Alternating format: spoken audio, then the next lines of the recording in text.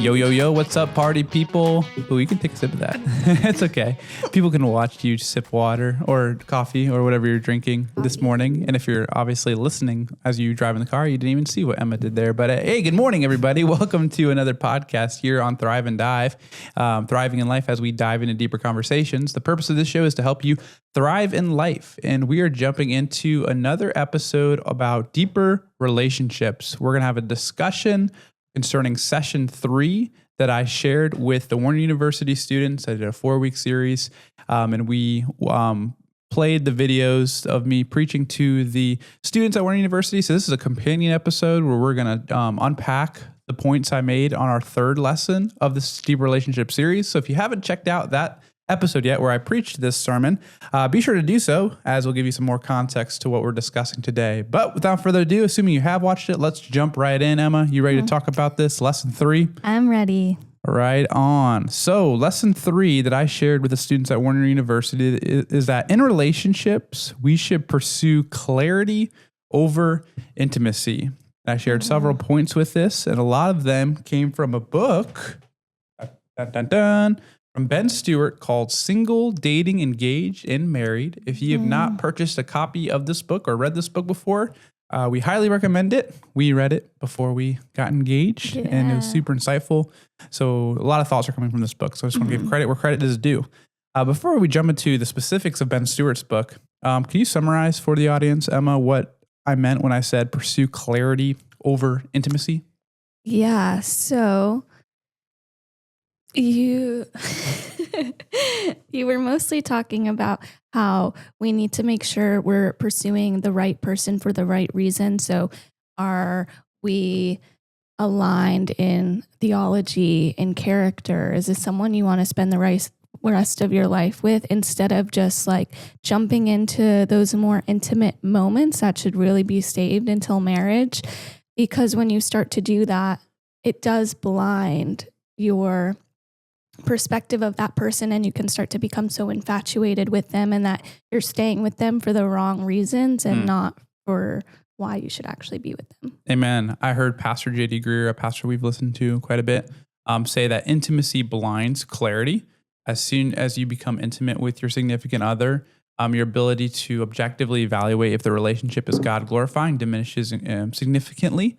And Ben Stewart, I'm going to jump ahead here. I'm not going to actually quote what he wrote. I quoted it in my message, but he talks about how the dating stage is all about evaluation. It's not a status that we achieve. It's not something that we get to enjoy for the sake of enjoying it. No, you're in a relationship with someone to determine if they are someone suitable for a long-term relationship and ultimate marriage. And I want us to talk a little bit about that because we've said this multiple times. We met on Hinge. Yeah. And I remember there was a prompt on the Hinge when I was creating my profile, my dashing profile that wooed you into my life. There's a section where it tells you get to put what you're looking for in a relationship. Like looking for a short-term relationship, a long-term relationship, a relationship for marriage. I carry all the options. Yeah. I just thought it was so funny that there's options. Like some people are pursuing relationships for the short term, for the temporary, for the one-night stand. And biblically, we would say that dating is all about evaluation for the long haul. So what do you think? I don't know if I have a question to that, but what are your thoughts on the fact that people date for reasons other than evaluation? And what encouragement would you give to them to tell them that, hey, dating should be about evaluation, not just about status? Yeah. I mean, for those of you who are dating for the status of, oh, I'm in a relationship, I have a boyfriend or a girlfriend, you really have to look inward and figure out, why are you seeking out that status? I know for me in the past, it could have been like, okay, well, now that I have a boyfriend, I must be pretty enough to have a boyfriend, or I must be like, pretty enough to have this status and to have someone like me and feel that way towards me. And I think if you're not following Christ, then it's very easy to just jump into a short term and be kind of, I think the world is kind of loosey-goosey with relationships and like nothing super serious, especially when you're in college, that it is just for fun. At least that's what people want you to feel like. But once you become attached to someone and you're attached for the wrong reasons, it's not for fun. And the Lord is calling us to date for evaluation for marriage for a right reason, to protect us from all of that hurt. Yeah, that's good, Emma. And I actually, when you're saying that, especially in the college years, sometimes relationships for the culture at large it's just temporary. It's for my enjoyment. It's honestly recreational. Like it's not meant to be some deep long-term commitment. That's for when I get in my 30s, when we have kids, things of that nature. Yeah. But I really want to stress upon the listeners that there isn't such thing as recreational relationships. Because Paul actually talks about this in 1 Corinthians 6. I don't have the reference in front of me, but he's talking about how our bodies is a temple. And it's not talking about you can't have tattoos. That's not what he's talking about. He's talking about sexual morality is a sin that you don't do to someone else, but it's a sin you commit to your own body. And basically he was stressing to the Corinthians, the church he was writing to, that, sexual intimacy, which, that coincides with relationships. Usually that's happening in relationships in a worldly perspective. He's saying that there's something deeper going on. It's not just a recreational activity.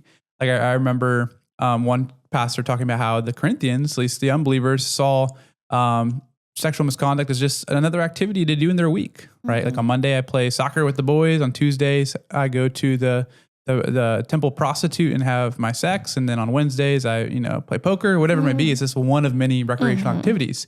And we see from that lens, like, okay, it doesn't seem that damaging to engage in intimacy and have those stages of relationships that are just for enjoyment.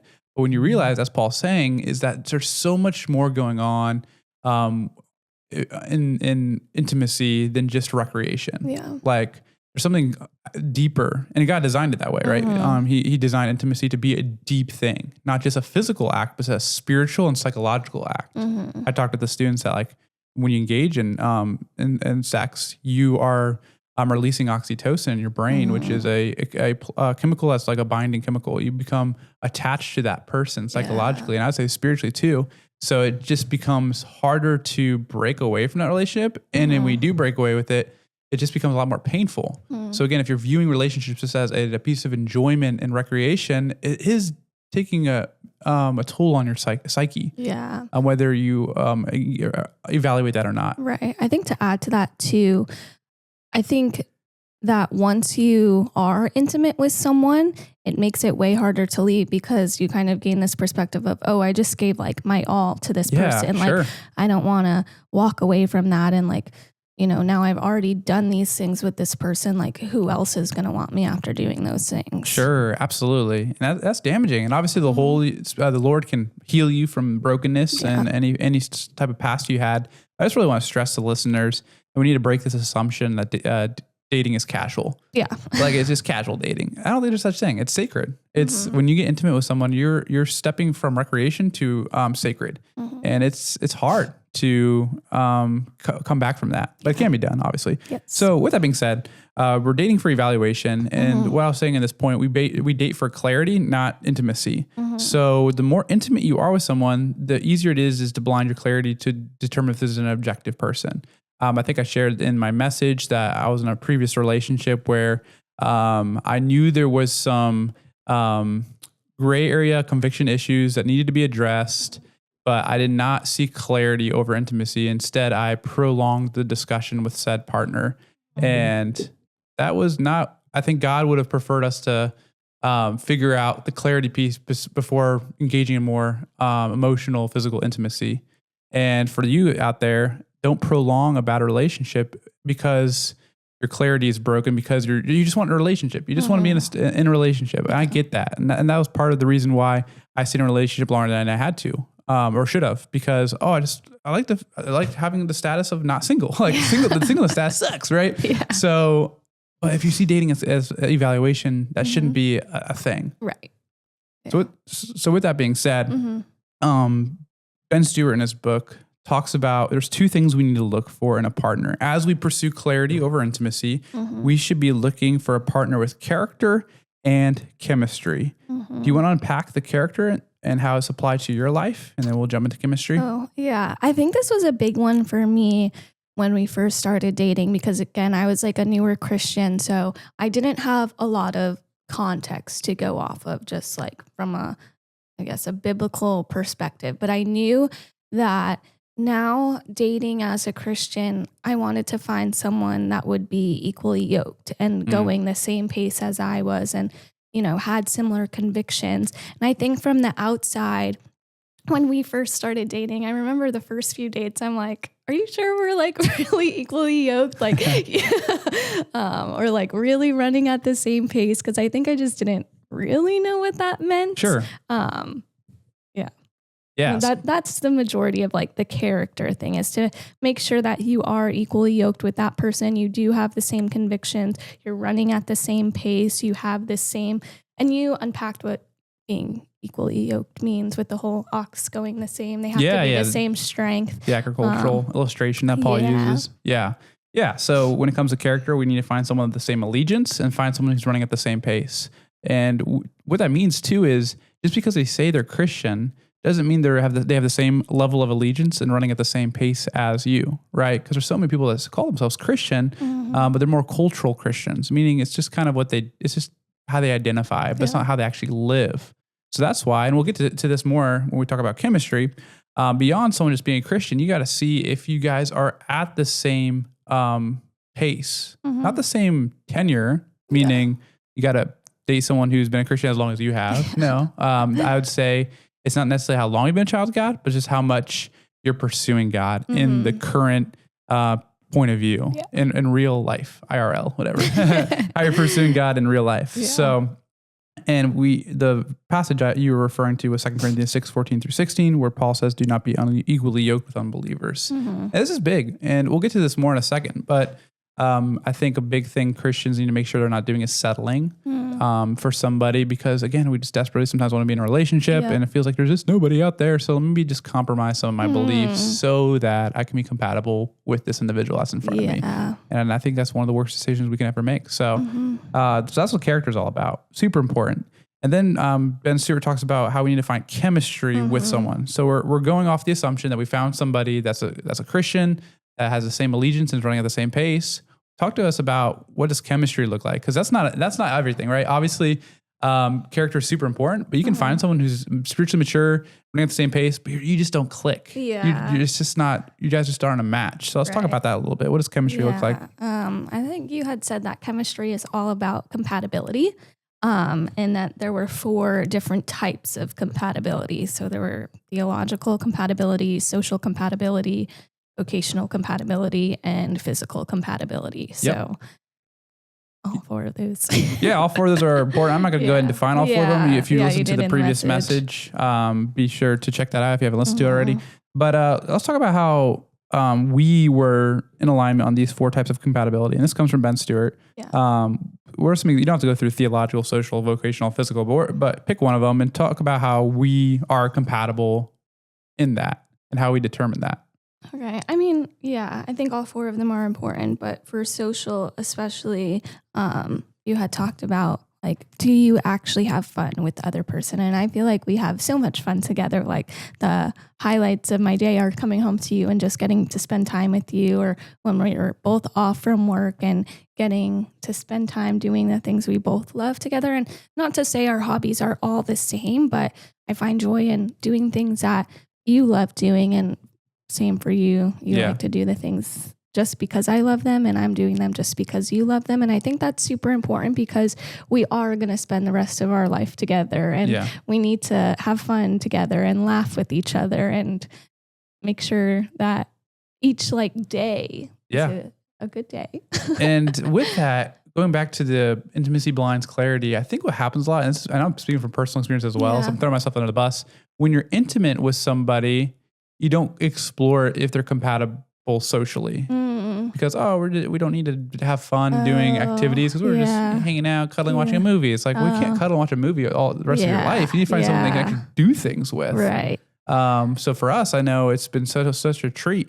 We both enjoy running. We both enjoy working out. We both enjoy podcasting, which is not a hill to die on for me. I wasn't trying to find, if you weren't interested in podcasting, that's fine, but it just helps. Wow, you're into that too? Awesome. You enjoy going to coffee shops. I enjoy going to coffee shops. Like, there's so many things that we both enjoy doing. Because if you're dating somebody and you just have nothing you do together, that's just not sustainable. No. Yeah, that's so true. Yeah, I guess that was too a big change for us dating. Like, we really had to plan out like, okay, we're going to hang out with each other. And like, these are the things that we're going to do together. Like we're going to go to pickleball, then we're going to go for a run. And like, we never, I don't want to say we never, but like we really tried not to have moments of, okay, let's just hang out at the house and like watch a movie.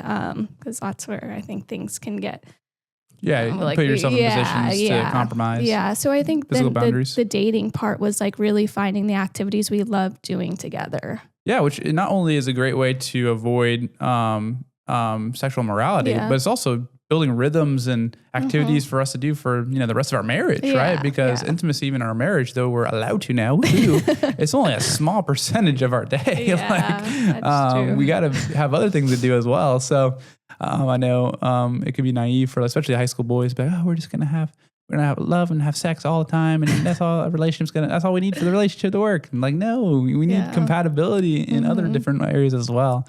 So I think that's super important for those who are listening. Yeah. And I know for us, vocational compatibility, all these things, we check the boxes on all of them. Obviously, we're not like the exact same person. No. God's principle of individuality, we're different in other ways, but on the core things, we're in alignment, like vocation. I remember when Emma and I first met on that first date, I shared with her, hey, I feel called to ministry, which means that I'm not chasing the extravagant life. I'm not trying to build wealth. I'm not trying to have flashy things. And also as a minister, there's certain things I don't do in order to not be a stumbling block to someone else, whether it's relates to alcohol, celebrating Halloween, all these different convictional issues. I'm like, hey, if that's a barrier, I just want to let you know now so we don't get deeper into this and you realize, I'm not in alignment with that. Yeah. So addressing that with your partner is important. What's a gray area conviction issue for you? The typical things are concerning alcohol. What's your view on modesty? Like how modest is modest enough? How are you going to celebrate holidays? Trying to think of other things. I don't know if there's any other convictional issues that you need to make sure you address with your partner. Those are kind of the big ones. Yeah. What movies do you watch? Yeah. I'm sure there, like as we started talking more, there's way more gray area things. But yeah, I'm trying to think of some of the ones we talked about. I think that majority of them. Yeah. And seeing that we clicked on it, I'm like, all right, let's keep pursuing this relationship, right? Yeah. And I think too, it's important to understand like the perspective of why maybe we were leaning certain ways, because even now we don't have kids yet, but there's definitely things we're going to have to figure out that we might have convictions about that maybe other families don't. And I think us having like, okay, this is why we're going to do things the certain way is something you need to navigate, how to communicate to your partner about why your convictions are the way they are. Yeah. And not just be like, well, because I feel that way. Absolutely. So open communication and then hearing each other out, seeing the reasons behind it. Yeah, super important stuff. And obviously we can't address every scenario under the sun before marriage, but you can address some of the big ones. And don't wait for marriage until after marriage to talk about these things. Yeah. So that goes with vocational compatibility. Yeah, theological compatibility, basically, are you in alignment theologically with your partner concerning conviction issues, but also like denominational distinctives. And this isn't necessarily a huge one for us, but it is important. Like if you really were gung-ho for a certain denomination, like I was not too a fan of it. It could have been maybe a wedge in between us, but we never really had that issue per se. And then physical compatibility. Yeah, make sure you're attracted to the partner. And I'm definitely attracted to you, Emma. Same here. So that's important. Not the most important type of compatibility, but it is important. It's kind of this weird like tension in Christian circles, like to not maximize it as super important. Like you don't need a super, super attractive person. You need a godly person, which I agree with. But at the same time, you still need to be attracted to them. Yeah. But if, like I've told the students at Warner, especially if infatuation is your driving motivation for being in a relationship and you're just physically attracted to someone through infatuation, 9 months down the road when infatuation wears off and all you're left with is someone who has terrible character, you're not compatible socially or theologically, but you were compatible physically, that's going to short circuit the longevity of that relationship. It's probably going to be miserable too. Yeah, for sure. So if you're just chasing after looks, that's not all there is to it. You need to chase after character and heart. So there you have it, guys. We're just talking a little bit about character and chemistry, things you need to look for in a relationship. Make sure that you're pursuing clarity over intimacy because dating is all about evaluation. Any final words from you? Don't settle. Ooh, yes. Yes. Joel, your brother, for his the best man speech, he shared something that I think was so important. And I should have wrote down word for word what he said. No worries, paraphrase. Essentially that you had waited to find like who you were really looking for instead of just settling in the moment. And I think that's really important. Like if you are really wanting someone with certain characters, trust God that he will provide you with the person that you are looking for. That's good. Don't settle. Mm-hmm. Yeah, I guess there was 3 points of application I shared at the end of my sermon. And the first one was don't settle. The second one was don't avoid or prolong a necessary breakup. And then don't become too intimate. Yeah. And then I honed in on sex. Like if you're having sex with your partner, you're becoming way too intimate. The Bible speaks against premarital sex. Yeah. So if you're a Christian, you need to abide by what the Word of God says. And we already talked about the psychological issues that sex brings to the table as well. But yeah, that second point though, don't avoid or prolong a necessary breakup, right? If you're dating with clarity, you realize you're not in alignment with said partner and compatibility, don't prolong it, break up. And breakups don't have to be hard. Breakups are easier if you were less intimate. Yeah. Right. The more intimate you are with someone, the harder the breakup is. Yeah. So again, if you want to be able to, have a heart that's not damaged, don't get so intimate with someone that you know is not good for you. Yeah. So those are some important points of application. Great. Well, thanks for bringing that up because I totally missed that part of the discussion. So yeah, there you have it. Pursue clarity over intimacy. Thanks for joining us for this conversation. If you like this video and you're watching on YouTube, be sure to smash that like button and subscribe. If you're listening on Spotify and if you have not rated our show yet, can you give us a 5-star rating and follow us? That'd be amazing. And we're also on Instagram and TikTok. Yeah. Shout out to TikTok. That's a new one. So we will have one more lesson in this series. Lesson 4, a message I will give to the students, and then we'll come back and do some more discussion concerning lesson 4. So we'll see you then. This is Thrive and Dive, thriving in life as we dive into deeper conversations.